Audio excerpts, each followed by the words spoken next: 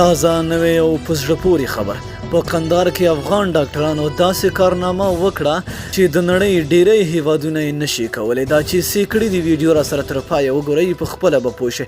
ګرانو او زړه ته رانږدې مینوالو یو ځلې بیا مو په سلامونو هرکلی کوم. په قندهار کې مومند خصوصي روغتون د سیمې په کچه په لومړي ځل د زړه روغتیایي عملیات ترسره کړل.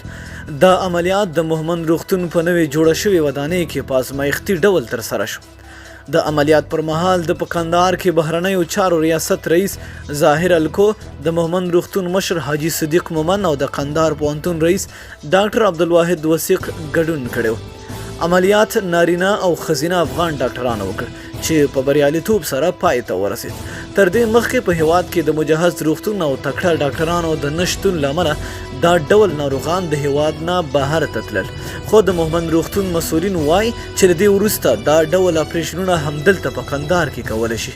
د روغتون مسؤلین وایي چې د معیار کچه نوره هم لوړوي او هڅه یې دا ده چې د هر ډول ناروغیو تداوی همدلته په قندهار کې وسي. د افغانستان د لا بریاو په هیله نومینه او مننه چې ویډیو مې راسره تر پایه ولیدله.